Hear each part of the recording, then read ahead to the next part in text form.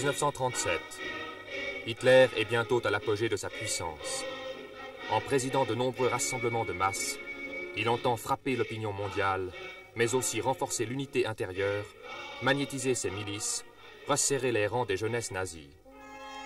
Pourtant, toute l'Allemagne ne se prépare pas à la guerre. Il est des endroits où l'on parvient à oublier le tonnerre des usines d'armement, le grondement de la tourmente qui menace chaque jour davantage l'Europe et le monde. Le Königssee reste l'un des derniers refuges de la tranquillité. Près de ce lac qui lui rappelle son enfance, Hitler a choisi Berchtesgaden. Cette ancienne cité monacale est aujourd'hui un centre touristique important. C'est d'ailleurs la principale activité de ses quelques 5000 habitants. Mais Berchtesgaden ne serait rien sans la montagne qui la domine, l'Obersalzberg. Son large plateau devient rapidement, sur l'ordre du dictateur et de son adjoint Bormann, un véritable camp retranché. De luxueuses villas y voisinent avec les bâtiments de la garde et de l'intendance. Tranquillité, certes, mais sécurité avant tout. L'enceinte qui clôture le district du Führer court sur 34 km de longueur. Hitler s'installe au Berghof. Il y tiendra de nombreuses conférences décisives. En 1945, alors que les Américains s'approchent de Berchtesgaden, les SS y mettent le feu.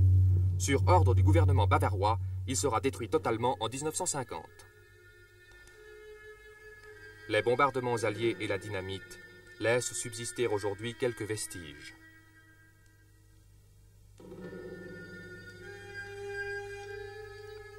Casernement des services de sécurité qui, en sous-sol, abritaient un stand de tir, de même que la maison d'hôtes où Hitler et Bormann logeaient leurs invités de marque.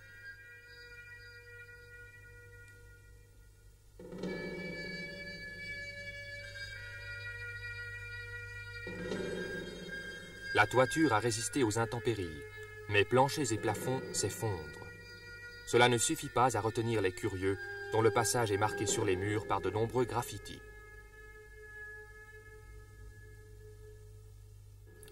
Ce lieu de résidence se double d'un véritable réduit miniature. Outre les abris de Goebbels et Bormann, Hitler se fait aménager un profond et confortable bunker, dont seule une partie est encore ouverte au public. Ce bunker est recouvert d'une épaisseur de 60 mètres de rochers et de terre. Également épargné par la destruction, le Platterhof, ancienne demeure de Göring, aujourd'hui centre récréatif des forces américaines. Enfin, et couronnant le vaste refuge de l'Obersalzberg, la fameuse maison de thé du Kelstein, le Nid d'Aigle, ainsi que le baptisa M. François Poncet, alors ambassadeur de France auprès du Troisième Reich. On y accède en empruntant une route très étroite et escarpée, 700 mètres de dénivellation pour une longueur de 6,5 km. 3000 ouvriers furent employés à sa construction. Elle n'est praticable qu'en été. Alors qu'elle était sillonnée jadis par les puissantes Mercedes des dignitaires nazis, seuls aujourd'hui les autocars bondés de touristes des postes allemandes peuvent l'utiliser. Elle aboutit à une vaste plateforme, d'où par un tunnel l'on gagne un ascenseur. En moins d'une minute, l'on arrive 130 mètres plus haut, au centre même du fameux Nid d'Aigle. Est-ce le besoin de solitude qui a amené à construire un repère si haut perché? Peut-être pouvait-il donner libre cours à son penchant naturel pour l'occultisme. À 1834 mètres d'altitude, les conditions étaient réunies pour qu'il puisse communiquer avec les esprits. Le Nid d'Aigle a été transformé en un restaurant plus fréquenté pour l'étendue et la beauté de son panorama que la qualité de sa table. Aurait-il fallu faire de toute cette zone gardée un musée? C'est la question que nous avons posée à un indigène de Berchtesgaden. Nou, een museum wil men niet. Nee. Hitlermuseum wil men geen. Er is niemand in Berchtesgaden die een Hitlermuseum wil.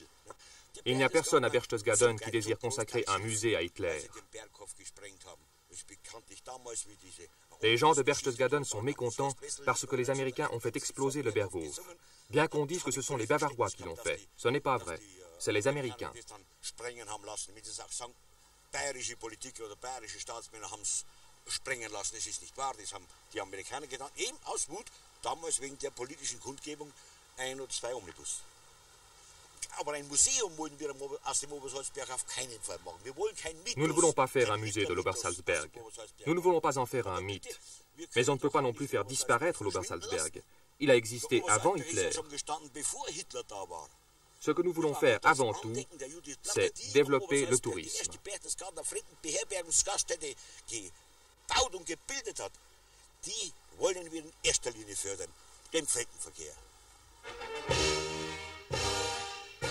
Le tourisme demeure bien la vocation première et la seule de l'Obersalzberg. Son plateau, un point de départ certes, mais surtout un pôle d'attraction et un centre de ralliement. Toutes les langues s'y parlent, tous les types d'individus s'y rencontrent. De l'oisif à la recherche d'une coiffure souvenir, aux clients des voyages organisés. Toutes les nationalités s'y côtoient, du vieil anglais au casque colonial ramené des Indes, on y soit qui mal y pense, aux jeunes filles en fleurs qui ont abandonné la queue de cheval pour un attribut combien plus moderne, les jumelles. Les bazars y vendent tous les articles de pacotille. Lunettes, où le paysage est mieux que nature. Glace portative, pour familles nombreuses.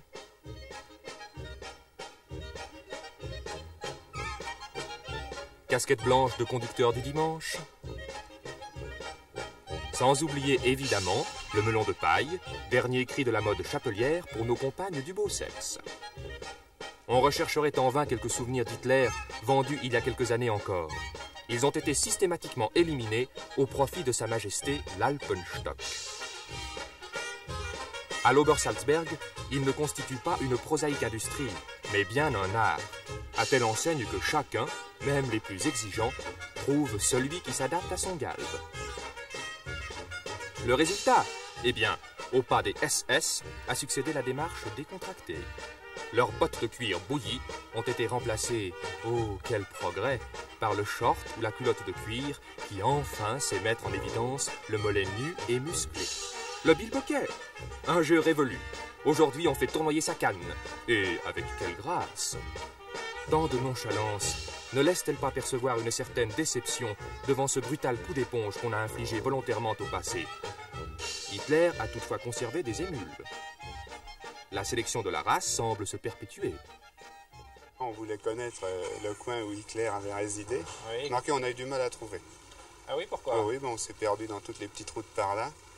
Et à la fin, on a trouvé l'Obersalzberg. C'est du grandiose. C'est pour. J'ai fait la réflexion étant là-bas. C'est réellement, il a voulu. D'ici, on voyait qu'il voulait dominer, enfin. Je ne trouve pas que c'est spécialement formidable. J'ai l'impression qu'on aurait dû plutôt faire un musée. Plutôt un musée au lieu de faire ce restaurant où ça sent de la soupe et de saucisson à l'intérieur. C'est l'illustration des bons côtés ou des erreurs du régime? Oh, ça c'est plutôt des erreurs, mais enfin... Mégalomanie de dépenser 50 millions pour une pareille construction.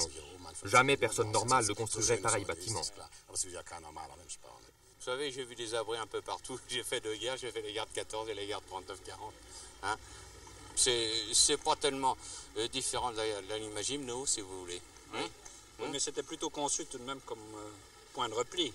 Ah oui, d'accord, mais du reste, ça ne lui a pas servi parce qu'il est mort à Berlin. Oui, Hein? oui. Mais il avait tout de même l'intention de pouvoir continuer Ah, au exactement, besoin. oui, mais c'était un fou. Hein? Un fou, et d'après les tuyaux que j'ai, d'après les bouquins que j'ai lus sur ces docteurs, c'était un fou d'origine syphilitique. Mon opinion est qu'on aurait tout dû faire exploser, au lieu d'en faire une exploitation commerciale. C'est la première fois que je suis ici. Nous ne sommes pas venus pour des raisons politiques, mais uniquement pour admirer le paysage, comme tous les autres touristes.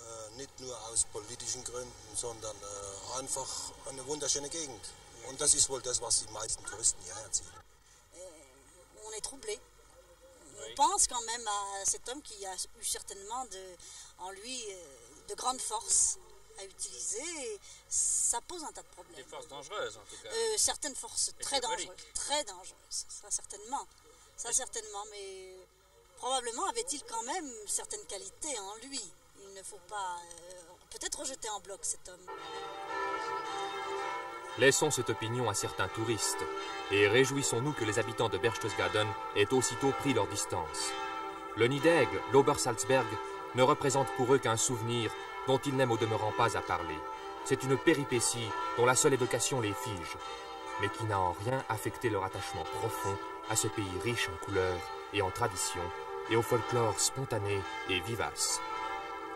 D'ailleurs, leurs costumes bigarrés et un peu frustres, à l'image de la robustesse et de la lenteur qui émanent d'eux, datent de bien avant les uniformes de sinistre mémoire.